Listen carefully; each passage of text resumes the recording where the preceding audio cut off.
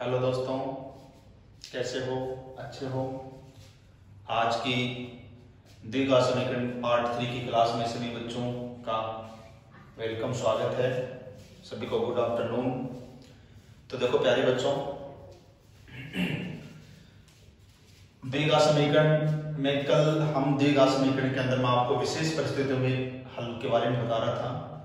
तो द्विघात समीकरण जिससे आप रूबरू पहले भी हो चुके हो 2 क्लास के अंदर, द्विघात समीकरण इसके अंदर कल मैंने आपको, मैं रफली बता रहा हूं क्योंकि कल अपनी क्लास में हो चुका है कि मैंने बताया था कि a + b + c = 0 हो, अक्ष स्क्वायर का गुणांक, अक्ष का गुणांक, अचर पद इन दोनों का जोड़ 0 हो। तो कल आपको प्रूव करके मैंने समझाया था कि हल जाएगा वो 1 और c वाली a आएगा। और एक a = c है, a = क्या हो? c हो।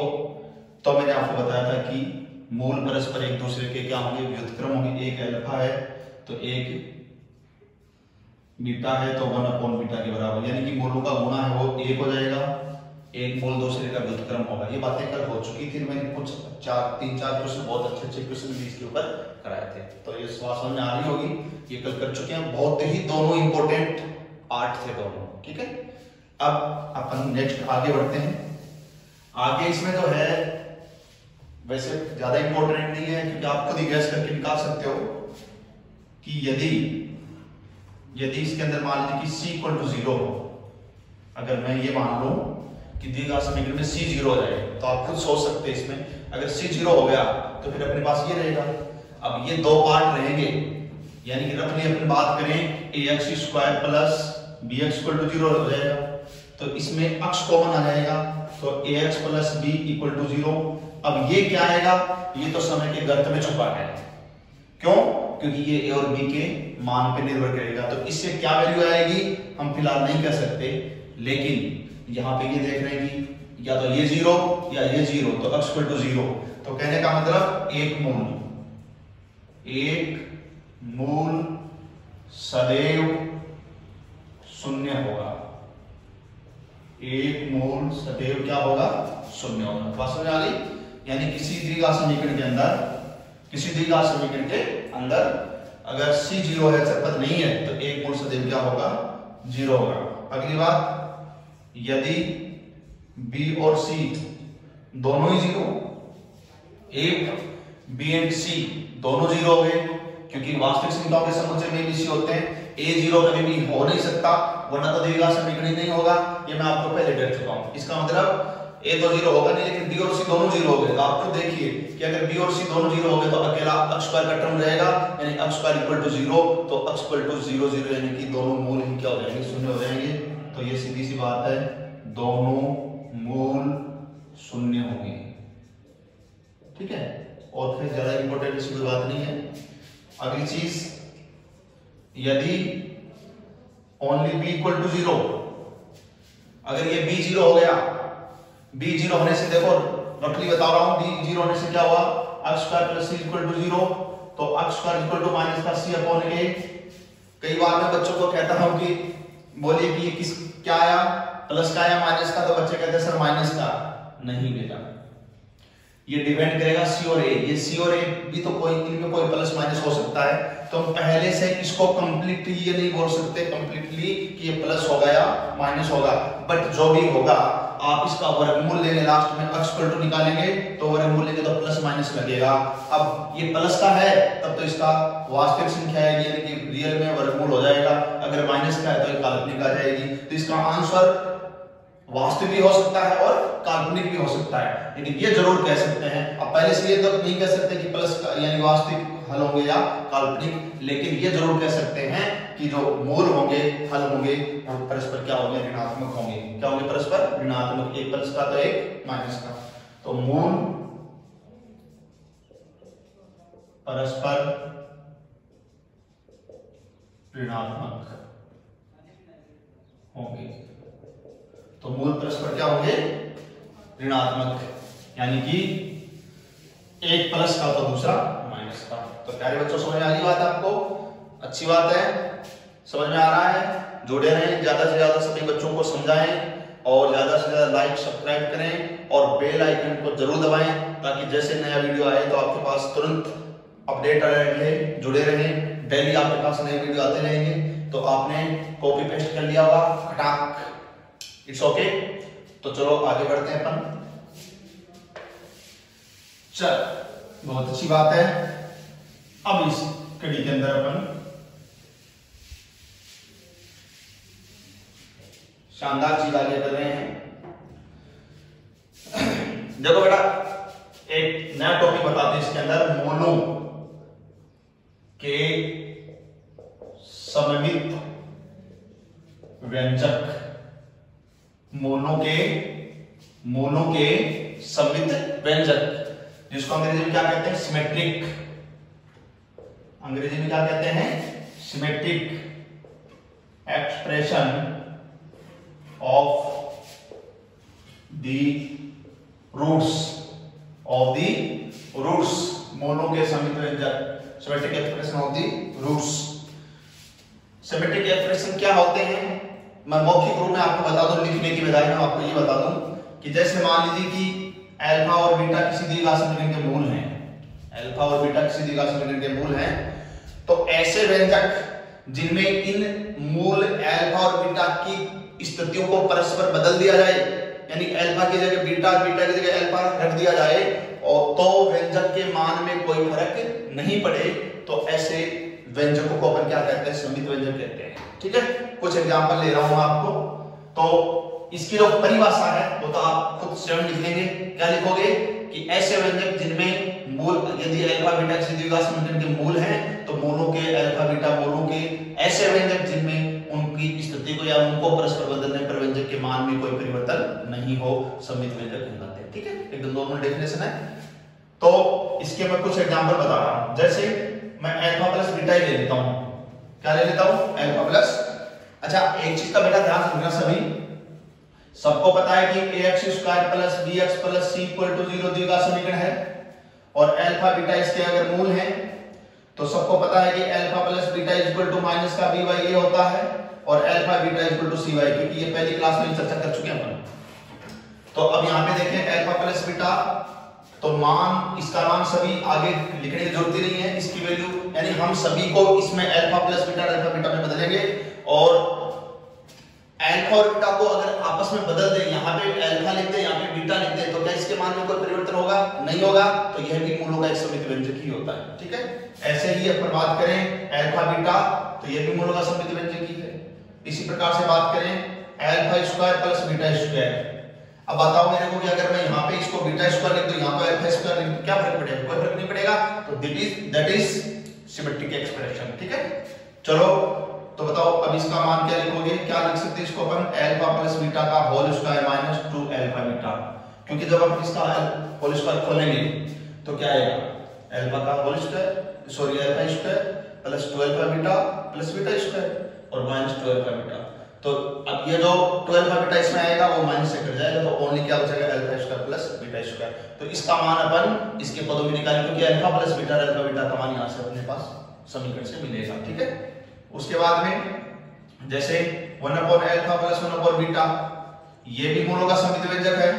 क्यों है, क्योंकि यहाँ पे अल्फा यहाँ पे बीटा लिखते हैं, तो इसके मान में कोई फर्क नहीं पड़ेगा, कोई परिवर्तन नहीं होगा, इसलिए यह सममित व्यंजक है। इसका लघुत्तम लेंगे अपने अल्फा बीटा, तो यह आ जाएगा अल्फा प्लस बीटा। हालांकि मैं बता दूं कि यहाँ पे बीटा आएगा, यहाँ पे अल्फा आएगा, लेकिन मैंने इसको अल्फा प्लस बीटा लिख दिया, क्योंकि अल्फा प्लस बीटा या बीटा प्लस अल्फा सेम ही होते हैं, कोई फर्क नहीं। ठीक है, और इनके मान वहां से रख देंगे अपन। ठीक है, तो मैं दोनों बातें बता रहा हूं बेटा आपको, क्या, एक तो सममित व्यंजकों के उदाहरण भी बता रहा हूं, और सममित व्यंजकों के उदाहरण बता करके, सममित व्यंजकों के उदाहरण बता करके, और ये कई बार अपने पास क्वेश्चन आता है कि भाई द्विघात समीकरण दे दिया और कहेगा कि अल्फा बीटा इसके मूल है, तो अल्फा² प्लस बीटा² का मान बताओ, अल्फा के 3 प्लस बीटा के 3 का मान बताओ, फाइंड द वैल्यू ऑफ 1/अल्फा प्लस 1/बीटा। ठीक है, तो ये वैल्यू भी निकालना, मान भी निकालना सीख रहे हैं, और सममित व्यंजकों के एग्जांपल्स भी देख रहे हैं। ठीक है, दोनों साथ कर रहे हैं। ठीक है, इसके बाद में alpha upon beta plus beta upon alpha, देखो कितना शानदार, इसमें भी वही बात है, इनको आपस में बदल लें, यहाँ अल्फा यहाँ बीटा कर दें, यहाँ पे अल्फा यहाँ पे नीचे बीटा कर दें, कोई फर्क नहीं पड़ेगा, सिमेट्रिक है, सममित है। और अगर इसका लघुत्तम लेते हैं आप अल्फा बीटा, तो बीटा से भाग देंगे, ये कट जाएगा, अल्फा से गुना होगा, अल्फा² प्लस क्या आ जाएगा ऊपर बीटा² फिर alpha square plus beta square की वैल्यू यहां से ये लिख देंगे अल्फा प्लस बीटा का whole square minus 2 alpha beta और अपॉन अल्फा बीटा। तो देखो मैं सभी पदों को अल्फा प्लस बीटा और अल्फा बीटा मूलों का योग और मूलों के गुणा में बदल रहा हूं, ठीक है। इसके बाद में और देखें alpha square beta plus alpha beta square, इसमें भी आप देख सकते हो, आराम से आप चेक कर लेना तसल्ली से, आराम से पानी पी करके कि अगर अल्फा बीटा को परस्पर बदले तो क्या परिवर्तन होगा, क्या नहीं होगा, सिमेट्रिक है। इन दोनों में अल्फा बीटा अगर कॉमन ले लें तो देखो अंदर अल्फा प्लस बीटा रहेगा, अल्फा प्लस बीटा रहेगा। ऐसे ही अल्फा की क्यूब प्लस बीटा की क्यूब, ठीक है, अल्फा की क्यूब प्लस बीटा की क्यूब, तो इसको क्या लिख सकते हैं अपन, इसको लिख सकते हैं अपन अल्फा प्लस बीटा का होल क्यूब कर लें। क्या आता है अल्फा प्लस बीटा का होल क्यूब करने पर, अल्फा की क्यूब प्लस बीटा की क्यूब और फिर आगे जो प्लस का 3 अल्फा बीटा और इनटू अल्फा प्लस बीटा आता है, तो उतना मैं माइनस कर दूं तो फिर ये रह जाएगा रिमेनिंग, ठीक है। तो मैं माइनस कर देता हूं 3 अल्फा बीटा और अंदर अल्फा प्लस बीटा इनटू में, ठीक है। तो ये माइनस कर दूंगा तो इसके अंदर वो प्लस का आएगा उससे ही कट जाएगा और ओनली क्या बचेगा alpha cube plus beta cube, ठीक है, इस तरह से। तो बेटा ये कुछ मैंने ऐसे और भी बहुत सारे कर सकते हैं, तो ध्यान रखिए ये कुछ मैंने एग्जांपल लिखे हैं सममित व्यंजकों के और इनके मान अगर पूछे, पहली बात तो ये पता होना चाहिए दीज आर सिमेट्रिक एक्सप्रेशन, ठीक है, सममित व्यंजक हैं। और अगर इसके मान आपसे पूछता है, मान आपसे पूछता है तो आप समीकरण जो देगा समीकरण दिया होगा वहां से ए बी सी के मान मूलों के योग और गुणा के अंदर रख करके यहाँ पर निकाल सकते हैं, ठीक है। चलो बहुत अच्छी बात हुई और प्यारी प्यारी बात, प्यारी प्यारी जो नोट जो टॉपिक है वो चल रहा है, इसको ध्यान रखते जाएं, नोट करते जाएं, छापते जाएं, ठीक है, मिटा दें, मिटा के चले। चलो अब इसमें ये थे सममित व्यंजक, इसी के अंदर मैं 2 बात जो बता रहा हूं वो नोट करके अलग। अब मैं नोट करके क्यों लिखा है नीचे, क्योंकि मैं अब जो बता रहा हूं वो कोई सममित व्यंजक नहीं है लेकिन अपने को काम में आएगा, ठीक है। तो क्या, एक तो अल्फा माइनस बीटा की वैल्यू अपने को निकालनी, इसके मॉडुलस लगा सकते हो क्योंकि alpha minus beta beta minus alpha दोनों ही बना सकते हैं। तो इसका वैल्यू क्या होती है, root of alpha plus beta का whole square minus 4 alpha beta, बिल्कुल सही है। जब आप इसका होल स्क्वायर खोलेंगे तो alpha square plus beta square plus 2 alpha beta आएगा, उसमें से ये माइनस का 4 अल्फा बीटा 2 अल्फा बीटा से कटेगा तो माइनस के 2 अल्फा बीटा बचेगा, तो टोटल जो है वो अल्फा माइनस बीटा का होल स्क्वायर बन जाएगा, उसका वर्गमूल लेंगे तो फिर अपने पास alpha minus beta plus minus लिख सकते हैं, जिसको मोड लगा दिया मैंने, ठीक है। तो ये मूलों का अंतर जिसको अपन बोलते हैं, मूलों का अंतर, difference of roots, difference of solution, जब अपने को जरूरत पड़ेगी तो करेंगे। एक बेटा काम की जो बात है बहुत ही शानदार, समीकरण x square plus x plus 1 बराबर 0, एक मैंने बहुत ही पर्टिकुलर समीकरण लिखा है। वैसे तो कई बच्चे ये कहेंगे कि सर ऐसे सीधा डाल दे तो इनमें से क्या, लेकिन देखो ये बहुत जगह अपन सम्मिश्र संख्या करेंगे वहां पे भी काम में आएगा और यहाँ पे बहुत सारे क्वेश्चन, यानी कि एक ऐसा समीकरण है बहुत ही इंपॉर्टेंट है ना, ये बहुत ही इंपॉर्टेंट है और ये काम में आएगा। तो डायरेक्ट आपको लर्न करना है और मैं तो आपको बताता हूँ कि जो इंपॉर्टेंट है वो डायरेक्ट रेक्टिफिकेशन लगाओ, ठीक है।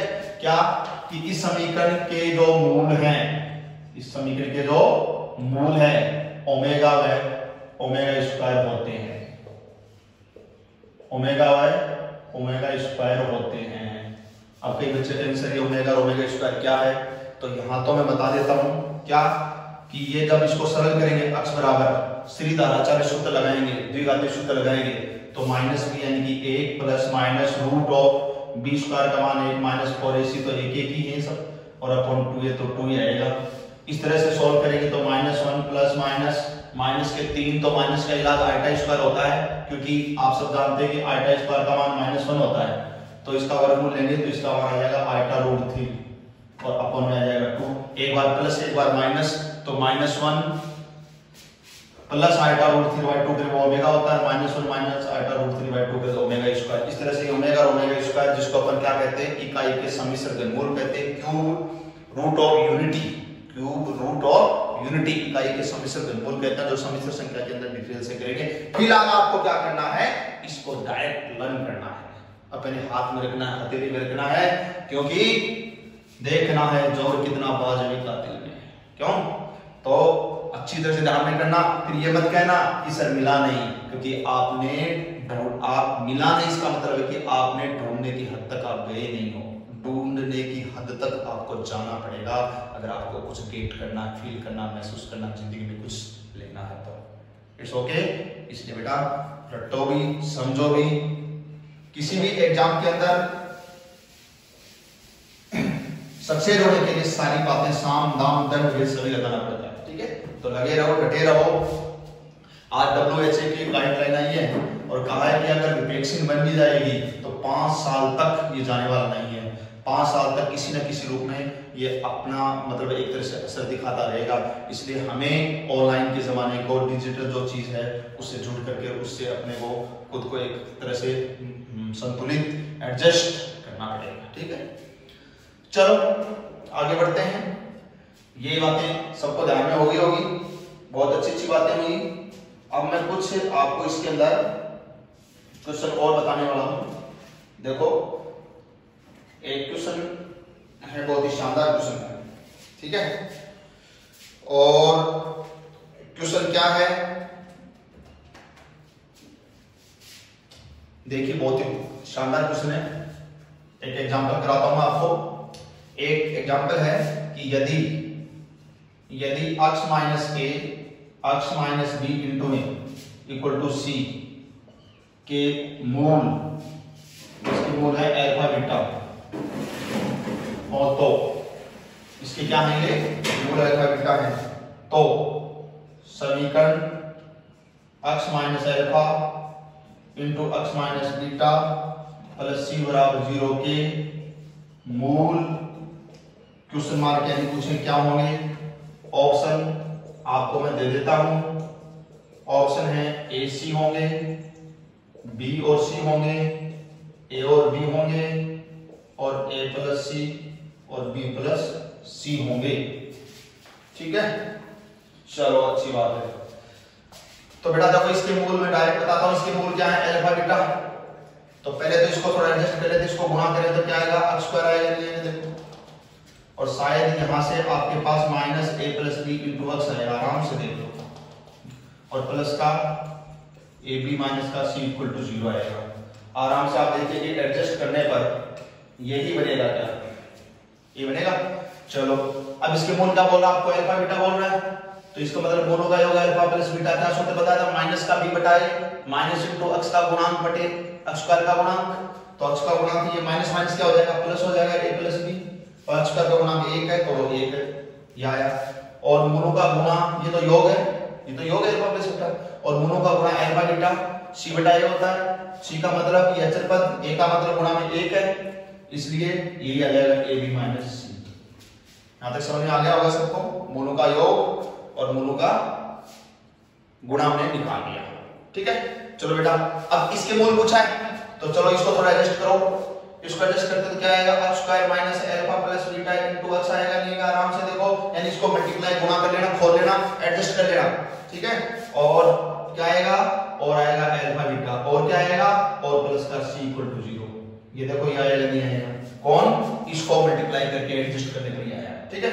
अब यहां से देखो अल्फा प्लस बीटा का मान यहां से क्या आया, a प्लस b, तो यहां प्लस b लिख दो, तो x square minus a plus b into x, और अल्फा बीटा का मान यहां से रख दो, ये यहां लिखोगे। तो यहां जैसे आप अल्फा बीटा का मान a b माइनस c करेंगे, ये c पहले से है, ये c कट जाएगा, तो क्या बच गया, ये बच गया, ये तो कट गया, तो ये a b बच गया। तो अपने पास क्या आ गया, x square minus a plus b into x plus a b बराबर 0।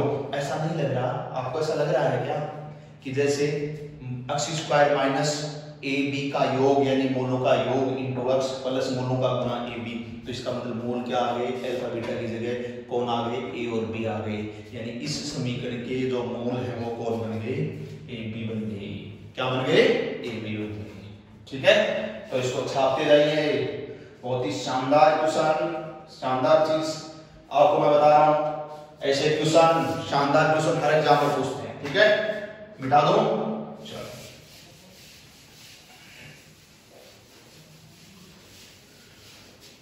चलो बेटा एक और क्वेश्चन देखिए, बहुत ही शानदार क्वेश्चन है। एग्जांपल, समीकरण cos p - 1 into x square plus cos p into x plus sine p equal to 0।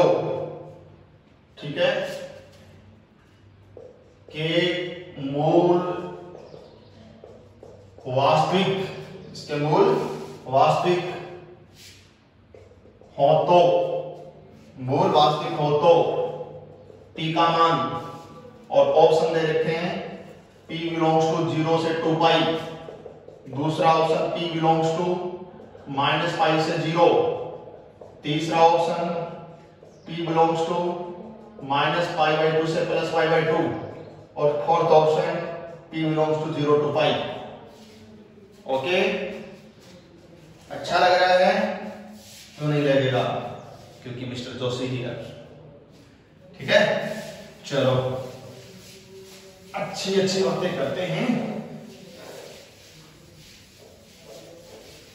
ये ऐसे क्वेश्चन हैं, ऐसे क्वेश्चन है जो आपको दीवाना बना देंगे। कोई दीवाना कहता है, कोई पागल समझता है। चलो आओ, चलो इसके अंदर ये क्या कह रहा है? मूल क्या है? वास्तविक। अगर किसी दी का समीकरण मूल वास्तविक होते हैं तो डी डिस्क्रिमिनेंट विवेचक का मान 0 या 0 से क्या होता है? बड़ा होता है। 0 या 0 से बड़ा होता है। चलो डी यानी बी स्क्वायर माइनस 4ac, तो बी क्या है? अब सही है, तो cos स्क्वायर पी माइनस 4, ए का मतलब cos p माइनस 1। ठीक है, और ए सी, तो सी मतलब साइन पी।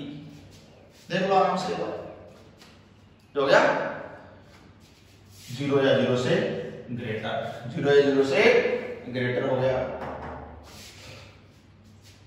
चलो इतना करने के बाद में it's implies b square minus 4ac हो गया, cos स्क्वायर p मल्टीप्लाई करो माइनस का 4 cos p और प्लस का,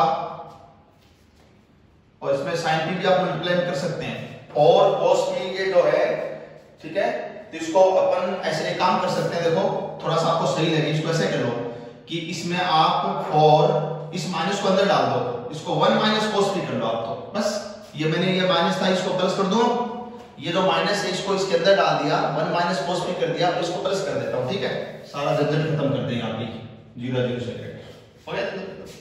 अब एक चीज देखिए, ये हमेशा पॉजिटिव रहेगा, बोलो नहीं रहेगा क्या? हमारी टेंडेंसी क्या है, हमारा जो लक्ष्य क्या है कि इस d का मान 0 0 से बड़ा रहे, और इसका मान यानी इस पूरे मसाले का मान, इस पूरे मसाले का मान 0 या 0 से बड़ा होने के लिए, 0 0 से बड़ा होने के लिए, ये पूरा मसाला है, इसके लिए cos स्क्वायर p है, तो cos का मान आपको पता है कि -1 + 1 के बराबर इनके बीच में होता है, स्क्वायर है तो इसलिए कभी भी नेगेटिव नहीं हो सकता, या तो 0 हो सकता है या 0 से बड़ा होगा। इसका मतलब इस पे तो आराम से चादर ओढ़ करके सो जाओ, ये कोई दिक्कत नहीं करेगा। ठीक है, चलो ये भी नहीं करेगा, ये भी नहीं करेगा, ये भी 0 या 0 से ये रहेगा, समझ गए? क्यों? क्योंकि cos का मान 1 रहेगा तो 0 हो जाएगा ये, ठीक है, या फिर cos का मान 1 से कम रहेगा तो पॉजिटिव रहेगा, माइनस में रहेगा तो माइनस प्लस ज्यादा बढ़ेगा ये, तो ये भी नेगेटिव नहीं होगा। तो कहने का मतलब है ये वैसे प्लस है, ये वैसे प्लस है, तो इतना जो मसाला है ना, इतना मसाला है, इस बेचारे का कोई दोष नहीं है, इस बेचारे का कोई रोल नहीं है, इसको 0 0 से ग्रेटर करने में इसमें भी कोई दिक्कत नहीं करेगा, दिक्कत करेगा ये sin p ओनली, क्योंकि ये इसके मल्टीप्लाई में है। तो इसका मतलब अगर ये sin p 0 या 0 से ग्रेटर हो जाए तो फिर सारा कार्यक्रम 0 या 0 से ग्रेटर हो जाएगा, सारा कार्यक्रम 0 या 0 से ग्रेटर हो जाएगा। और sin का मान 0 या 0 से बड़ा, 0 कहां होता है? 0 डिग्री पे, और फिर बढ़ने लग जाता है, ठीक है, 90 पे 1 हो जाता है, अधिकतम हो जाता है, फिर कम होने लग जाता है, ठीक है, और फिर 180 पे वापस 0 हो जाता है। इसका मतलब sin का मान पहले क्वाड्रेंट से लेकर के दूसरे में, फर्स्ट और सेकंड क्वाड्रेंट में, फर्स्ट और सेकंड क्वाड्रेंट में sin का मान 0 और 0 या 0 से बड़ा होता है, यानी नेगेटिव नहीं होता है। बता दो पहले, बता दो, क्योंकि पहले में तो सभी पॉजिटिव होते हैं, दूसरे में साइन वैसे पॉजिटिव होता है। तो फिर कौन सा आंसर आ गया? 0 से लेकर के पाई तक, 0 से लेकर के पाई तक कौन सा आंसर आ गया? फोर्थ। कौन सा ऑप्शन आ गया? फोर्थ ऑप्शन आ गया। और ये अच्छी अच्छी बातें कहते हैं कि जोशी सर क्या क्वेश्चन कराते हैं। अरे जोशी सर के क्वेश्चन आप एग्जाम में देखना, ऐसे मिलेंगे आपको ऐसे, और अपनी बुक के अंदर क्वेश्चन ऐसे कैसे उठा करके आते हैं, इसीलिए बच्चों के 24, 23 क्वेश्चन ऐसे आते हैं 25 में से 25 भी आए अपने एयरफोर्स में। तो लगे रहो, जंप करके करो, ठीक है। चलो मिटा दो, अगला क्वेश्चन करते हैं। एक और क्वेश्चन, बहुत शानदार क्वेश्चन लेकर के आया हूं आपके सामने, बहुत ही शानदार क्वेश्चन। आप कहेंगे सर क्या क्वेश्चन करवाया आपने, हैं? समीकरण लिख रहा हूं, x square plus x plus 1 equal to 0 के मूल अल्फा बीटा हो तो वह द्विघात समीकरण ज्ञात करो जिसके मूल वैसे लिखने में दिख रहा होगा आपको, क्योंकि रफली ऐसे लिखा जाता है, जिसके मूल अल्फा की पावर 19 और बीटा की पावर 7 हो। ये लो, ये क्वेश्चन है। कुछ याद आया? जन्म जन्म का साथ है तुम्हारा है हमारा। चलो साथ आपका और हमारा ऐसा ही रहेगा। कुछ याद आया? मैं आपको लिखा चुका हूं क्या, कि इसके मूल होते हैं ओमेगा और omega square. I am right and you are right, ठीक है। चलो इसका मतलब दैट इज अल्फा और that is beta. Let us assume that, consider that एक अल्फा और एक बीटा। चलो अब एक अल्फा एक बीटा हो गया, इसके मूल, ठीक है।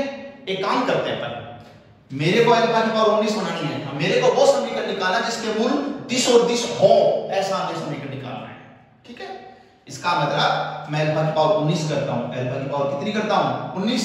इसका मतलब ओमेगा की पावर कितनी? 19। इसका मतलब ओमेगा की पावर 18 डॉट ओमेगा।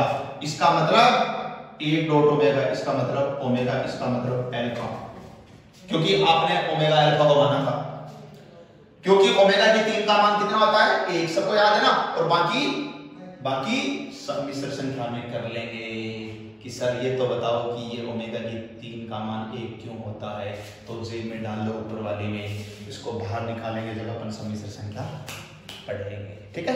तो फिलहाल ये याद रखें, ओमेगा की क्यूब का मान कितना होता है? 1, तो 18 है ना, इसको अपन 3 की 6 करेंगे तो 18 का मान इसका 1 की पावर 1 हो जाएगा, ठीक है। तो ये ओमेगा आ गया, यानी अल्फा आ गया। फिर ओमेगा स्क्वायर, दूसरा अपने को ओमेगा स्क्वायर है, यानी कि अपने को बीटा की पावर 7 करनी है। बीटा कौन है? ओमेगा स्क्वायर है, तो यानी कि अपने को बीटा की पावर 7 यानी ओमेगा स्क्वायर की पावर 7, यानी ओमेगा की पावर कितनी? 14 है।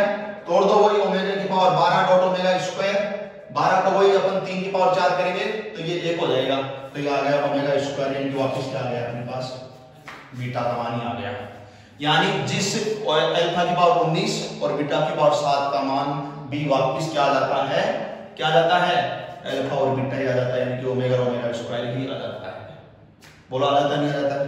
ये आ जाता है। इसका मतलब ये मूल जिस समीकरण के होंगे तो वो तो इधर अल्फा बीटा बढ़ गए, ये अल्फा बीटा किसके थे? इसके थे। इसका मतलब वो समीकरण भी यही होगा।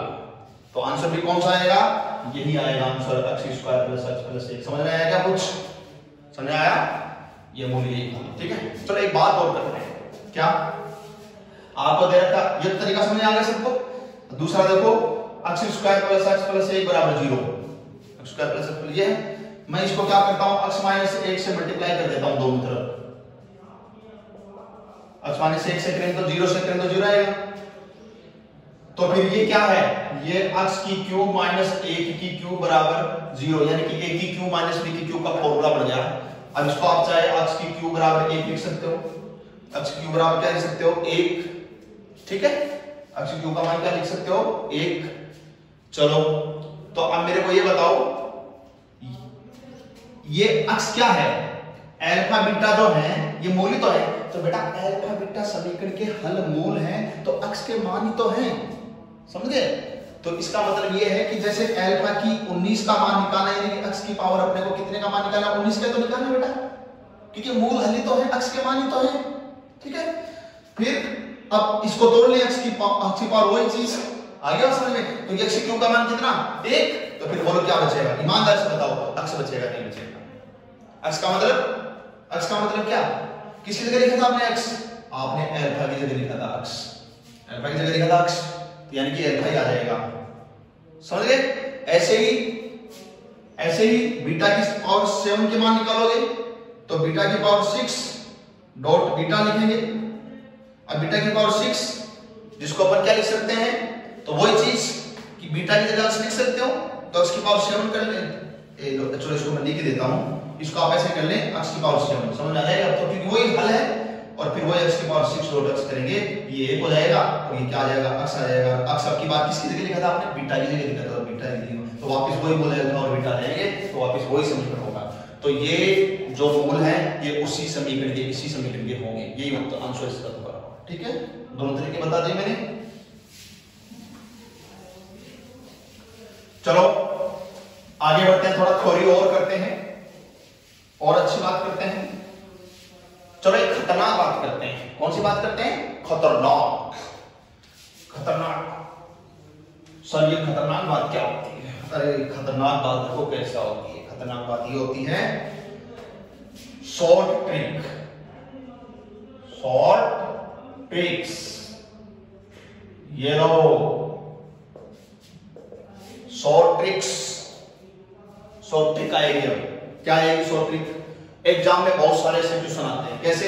सबसे पहले मैं ये कहता हूं कि लेट माना ax square plus bx plus equal to 0 के मूल अल्फा बीटा हो तो वह द्विघात समीकरण ज्ञात करना जिसके मूल, बेटा मेरा दिखाने का अंदाज थोड़ा हट करके होता है, ठीक है। जैसे ये द्विघात समीकरण है, इसके मूल आपने क्या माने, अल्फा बीटा ले लिए, तो वह द्विघात समीकरण ज्ञात करना जिसके मूल, अब मैंने छोड़ दिया। ऐसा एग्जाम में क्वेश्चन आता है या कोई भी समीकरण दे देगा और फिर कहेगा इसके मूल अल्फा बीटा है, तो वह समीकरण ज्ञात कीजिए जिसके मूल 3 alpha 3 beta, 5 alpha 5 beta, alpha plus 2 beta plus 2, alpha का स्क्वायर प्लस बीटा का स्क्वायर।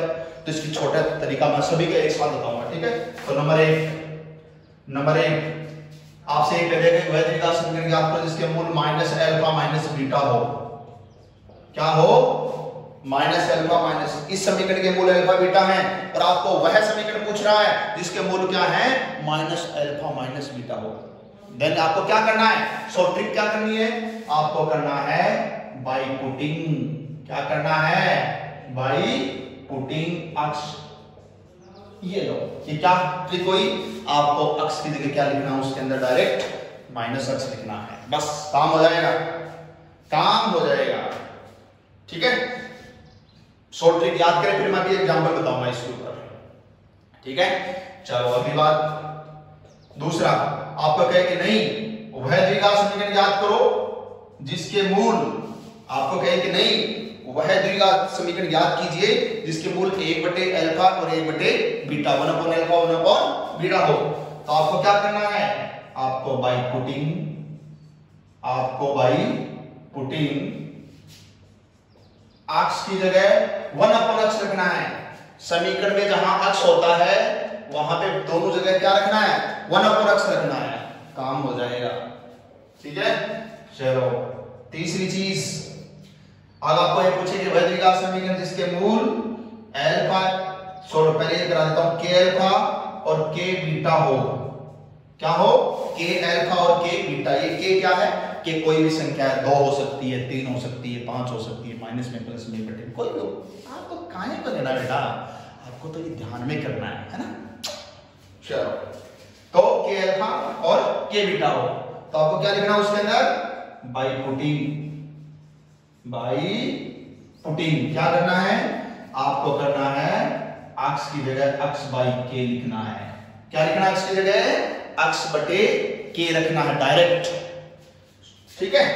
चलो नंबर 4 आपसे पूछे कि अल्फा प्लस के और बीटा प्लस के हो। क्या हो, मूल क्या हो, अल्फा प्लस के और बीटा प्लस के हो। तो आपको क्या करना है, बाय पुटिंग। अरे पुटिंग का मतलब रखना है, ठीक है। तो बाय पुटिंग क्या रखना है, बोलो अक्स की जगह, अक्स की जगह रखना आपको x माइनस के, क्या रखना भाई, x माइनस के रखना है, ठीक है। और एक और चीज बताते हैं कि आपसे ये कहे अल्फा स्क्वायर और बीटा स्क्वायर हो, क्या हो, अल्फा स्क्वायर और बीटा स्क्वायर हो, तो आपको बाई पुटिंग क्या करना है, बाई पुटिंग x की जगह रूट x करना है। अगर मूल कहे अल्फा स्क्वायर बीटा स्क्वायर हो तो आपको क्या रखना है, उसमें x की जगह रूट x रखना है। और अगर आपसे ये कहे कि मूल अल्फा की 3 और बीटा की 3 हो, ठीक है, तो आपको भाई ये तो सेम ही है, ये तो सेम ही चलेगा भाई। और क्या रखना x की जगह, x की पावर 1/3 1/3, क्या रखना, अच्छी तरह देख लेना, x की जगह x की पावर 1/3 रखना। जब अल्फा की क्यूब बीटा की क्यूब मूल ऐसे ये दे देगा ऐसे, और कहेगा वैद्य समीकरण याद करो जिसके मूल अल्फा की क्यूब बीटा की क्यूब हो, तो वो रखना चाहिए, ठीक है। पहली चीज तो बच्चे क्या कहते हैं, सर आपने हमें ये शॉर्ट ट्रिक बता दी, बहुत अच्छी बात है, वेलकम है, स्वागत है, लेकिन सर ये लर्न नहीं होता है। अरे क्या लर्न नहीं होता यार, don't fear mister Joshi here, क्या, क्यों, क्योंकि देखिए याद करने का सीधा तरीका है, क्या याद करने का सीधा तरीका है, आपको मूल माइनस अल्फा माइनस बीटा वाला नहीं करना है, आपको एक ही काम करना है, इनमें से कोई एक ले लो, दोनों भी नहीं लेने, एक ले लो। तो क्या लेना, जैसे माइनस अल्फा को x इक्वल कर लो, बराबर कर लो, कर लिया, और मतलब x के बराबर करके अल्फा का मान निकाल लो, तो बोला अल्फा बराबर क्या आया, -x, तो आपको x की जगह -x रखना है, देखो इसी क्या रखना है, -x। आपसे ये कहे कि वैद्य का समीकरण जिसके मूल 1/अल्फा 1/बीटा है, तो देखो 1/अल्फा को x के बराबर कर लिया, और किसका मान निकालना बताया था, बोलो, मैंने किसका मान निकालना बताया था, अल्फा का, तो चलो अल्फा का मान निकालो, अल्फा यहां से ये नीचे आ जाएगा, तो बोलो अल्फा बराबर 1/x आ जाएगा, तो देखो क्या रखना है, 1/x रखना है, ठीक है। जैसे देखो ये है k अल्फा, है ना, तो ये देखो मैंने लिखा k अल्फा बराबर किसके लिखोगे, पहले x के, निकालोगे किसका मान, अल्फा का, तो निकाला अल्फा का मान कितना आया, x बटे कितना आया, k, तो ये क्या है, x बटे कितना है, k, याद रखने का तरीका है ये, क्यों। चलो अब देखो ये है अल्फा प्लस k, किसके बराबर करना बताया, x के, मान किसका निकालना बताया, अल्फा का, तो निकालो अल्फा बराबर क्या आएगा, x माइनस अल्फा बराबर x माइनस k, देखो x बराबर x माइनस k। चलो ये क्या मूल है, अल्फा स्क्वायर, तो किसके, अल्फा स्क्वायर के बराबर, क्या लिखोगे, x, मान किसका निकालोगे, अल्फा का, अल्फा स्क्वायर तो कितना है, रूट x, वर्गमूल है रूट x। और अब की बात क्या मूल लिया आपने, अल्फा की क्यूब, अल्फा की क्यूब इक्वल टू कितना, x, तो किसका मान निकालना बताया, अल्फा का, ले जाओ उधर, 2 है तो वर्गमूल 1/2, स्क्वायर रूट 3 है तो वर्गमूल 1/3 क्यूब रूट, ठीक है, तो x की पावर 1 बटे कितना, 3 हो जाएगा, ठीक है। तो ये सारे के सारे छाप करके चलो, ठीक है, और अच्छी तरह से इसको रटाफिकेशन लगानी, रटिंग अच्छी तरह से, क्यों, क्योंकि ये सारी शॉर्ट ट्रिक याद करेंगे तो मैं आपके सामने नेक्स्ट क्लास के अंदर इसके ऊपर क्वेश्चन लेकर के आऊंगा, और फिर और अच्छी बातें करेंगे। तब तक के लिए घर पे रहें, सुरक्षित रहें, मस्त रहें, खूब पढ़ें, ओके बाय, लव यू।